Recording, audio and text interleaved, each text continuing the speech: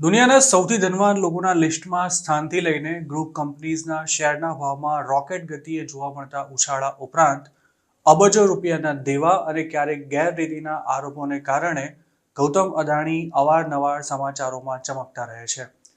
જોકે આ વખતે તેઓ જે મામલે ફરી ચર્ચામાં આવ્યા છે તે અત્યાર સુધીનો સૌથી ગંભીર કહી શકાય તેવો છે. અબજો રૂપિયાની નેટવર્થ ધરાવતા અદાણી ગ્રુપના ચેરમેન તેમજ દુનિયાના સૌથી ધનવાન લોકોમાંના એક ગૌતમ અદાણી સામે અમેરિકામાં કથિત ફ્રોડ કરવા બદલ ક્રિમિનલ ચાર્જીસ ફ્રેમ કરવામાં આવ્યા છે.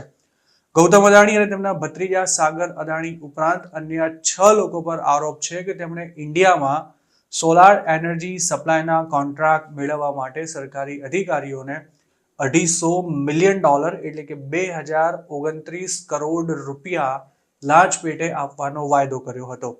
અમેરિકાની કોર્ટમાં લગાવાયેલા આરોપ હેઠળ આ ડીલમાં અદાણી ગ્રુપને આગામી 20 વર્ષમાં $2 અબજ આફ્ટર ટેક્સ પ્રોફિટ થવાનો હતો, જેના માટે કંપની $250 મિલિયન લાંચ ચૂકવવા માટે તૈયાર થઈ ગઈ હતી. અદાણી ગ્રુપ પર અમેરિકાના રોકાણકારોથી અમુક માહિતી છુપાવવા બદલ ફોરેન બ્રાઇબરી, સિક્યોરિટી ફ્રોડ કોન્સ્પિરસી અને વાયર ફ્રોડ કોન્સ્પિરસી જેવા સિરિયસ ચાર્જીસ લગાડવામાં આવ્યા છે. અમેરિકાના કાયદા અનુસાર યુએસમાં બિઝનેસ કરનારી કે પછી ભંડોળ ઊભું કરનારી કંપનીએ જો વિદેશમાં કોઈને લાંચ આપી હોય કે પછી રોકાણકારોથી અમુક વિગતો છુપાવી હોય તો પણ અમેરિકાની કોર્ટમાં તેના વિરુદ્ધ કેસ ચાલી શકે છે અને અદાણી ગ્રુપ સાથે કંઈક આવું જ થઈ રહ્યું છે. અમેરિકાના જસ્ટિસ ડિપાર્ટમેન્ટ દ્વારા એવો પણ દાવો કરાયો છે કે માર્ચ 2024માં પ્રસિદ્ધ થયેલા એક ન્યૂઝ આર્ટિકલમાં જણાવાયું હતું કે અમેરિકાની સરકાર ગૌતમ અદાણી અને તેમના ગ્રુપ સામે લાંચ આપવાના કથિત મામલાની તપાસ કરી રહી છે. તે વખતે ગૌતમ અદાણી અને તેમના ભત્રીજા સાગર અદાણીને જાણ હતી કે FBI અને ગ્રેન્ડ જ્યુરી તેમની સામે તપાસ કરી રહ્યા છે. જોકે આ વાતથી વાકેફ હોવા છતાંય અદાણી ગ્રુપે પોતાના સ્ટેટમેન્ટમાં એવું કહ્યું હતું કે તેને ચેરમેન સામે ચાલી રહેલી આવી કોઈ તપાસ વિશે કશી જ જાણ નહોતી. આ મામલો બહાર આવ્યા બાદ અદાણી ગ્રુપની ગ્રીન એનર્જી સાથે સંકળાયેલી કંપનીએ $600 મિલિયન બોન્ડ ઓફરને પણ પડતી મૂકી છે. આ કેસમાં ગૌતમ અદાણી અને અન્ય આરોપીઓ પર લાગેલા આરોપ ઘણા ગંભીર છે અને અમેરિકાની કોર્ટે અદાણીના નામનું અરેસ્ટ વોરંટ પણ ઇસ્યુ કરી દીધું છે. જોકે ગૌતમ અદાણી હાલ યુએસમાં ન હોવાથી તેમની તાત્કાલિક ધરપકડ થઈ શકે તેમ નથી. આ સ્થિતિમાં અમેરિકાએ જો અદાણીને અરેસ્ટ કરવા હોય તો તેણે ભારત સરકારને પ્રત્યાર્પણની વિનંતી કરવી પડે. જોકે આ પ્રક્રિયાને આરોપી ભારતીય કોર્ટમાં ચેલેન્જ કરી શકે છે, જેમાં અમેરિકાની કોર્ટ જેને ગુનો ગણે છે તે ભારતીય કાયદા અનુસાર ખરેખર ગુનો છે કે કેમ, આરોપી પર મુકાયેલા ચાર્જીસ રાજકારણ પ્રેરિત છે કે નહીં અને અમેરિકામાં આરોપી સાથે અમાનવીય વ્યવહાર થઈ શકે છે કે કેમ તેવી બાબતોને ધ્યાનમાં રાખીને ભારતીય કોર્ટ પ્રત્યાર્પણને મંજૂરી આપવી કે નહીં તેનો નિર્ણય લઈ શકે છે. અદાણી ગ્રુપ પ્રત્યાર્પણ સામે ભારતીય કોર્ટમાં કાયદાકીય લડાઈ લડીને ગૌતમ અદાણી તેમજ અન્ય આરોપીઓને અરેસ્ટ થતા કે પછી એક્સ્ટ્રાડિટ થતા બચાવી શકે છે અને કોર્ટને પણ તેના પર ફેસલો સંભળાવવામાં ઘણો સમય લાગી શકે છે. આ દરમિયાન જો ગૌતમ અદાણી કે બીજા કોઈ પણ આરોપી જો યુએસ જાય તો ત્યાં અરેસ્ટ વોરંટના આધારે તેમની ધરપકડ થઈ જ શકે છે. અદાણી ગ્રુપ અમેરિકાની કોર્ટમાં પણ પોતાનો બચાવ કરી શકે છે, પરંતુ અરેસ્ટ વોરંટ ઇસ્યુ થઈ ગયું હોવાથી તેમનું કોર્ટમાં હાજર રહેવું જરૂરી છે.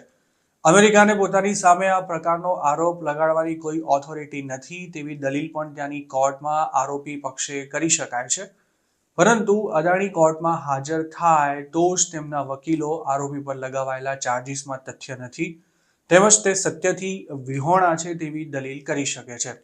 જોકે અમેરિકાની કોર્ટમાં સિક્યોરિટી ફ્રોડના કેસમાં કોઈ પણ આરોપી માટે શરૂઆતના સમયમાં રાહત મેળવવું જરાય આસાન નથી હોતું, કારણ કે આવા મામલામાં પ્રોસિક્યુટર હંમેશા શંકાનો લાભ લઈ શકે છે અને જજીસ પણ જ્યુરી જ્યાં સુધી પોતાનો ઓપિનિયન ન આપે ત્યાં સુધી કોઈ કેસને ડિસમિસ નથી કરતા.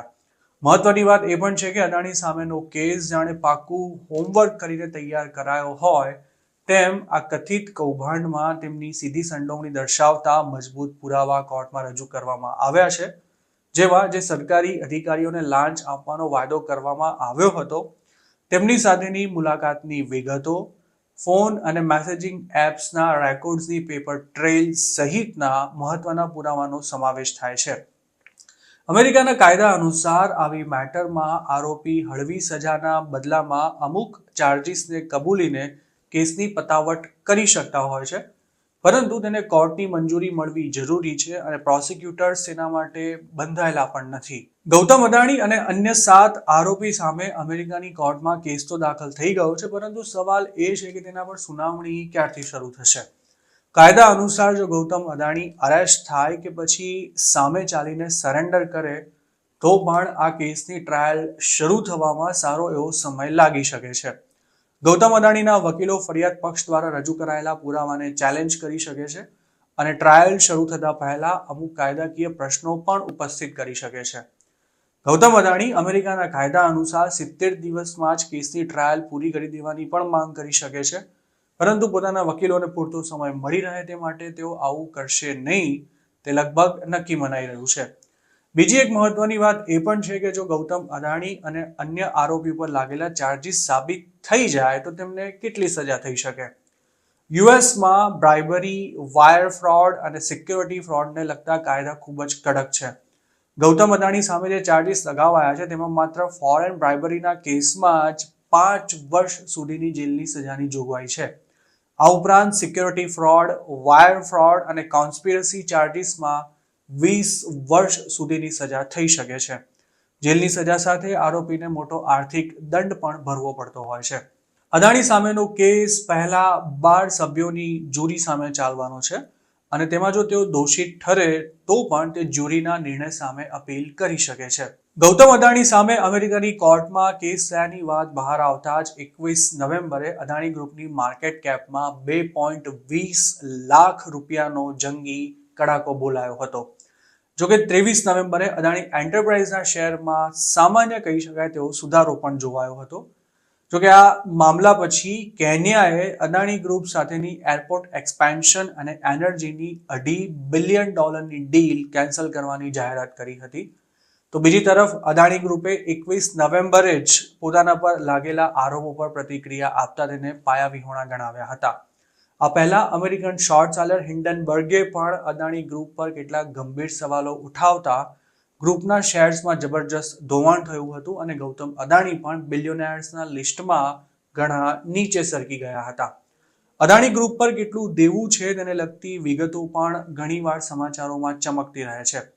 લેટેસ્ટ આંકડાની વાત કરીએ તો ગૌતમ અદાણીની માલિકીની ગ્રુપ ઓફ કંપનીઝ પર કુલ 2.40 લાખ કરોડ રૂપિયાનું દેવું છે, જેની સામે કંપનીનું કેશ બેલેન્સ 59,791 કરોડ રૂપિયા છે. મતલબ કે ગ્રુપની નેટ ડેટ 1.81 લાખ કરોડ રૂપિયા થાય છે અને કંપની પાસે જે કેશ બેલેન્સ છે તે આગામી 30 મહિના સુધી ડેટ રીપેમેન્ટ માટે પૂરતું છે. જોકે મહત્વની વાત એ પણ છે કે અદાણી ગ્રુપ પર કુલ જેટલું દેવું છે તેમાંથી 36% એટલે કે 88,100 કરોડ રૂપિયા બેંકો પાસેથી લોન પર લેવામાં આવ્યા છે, જેમાં સરકારી બેંકો પાસેથી લેવાયેલું લોનનું પ્રમાણ 15% છે, જ્યારે પ્રાઇવેટ બેંકો પાસેથી 4% જેટલી લોન લેવાઈ છે.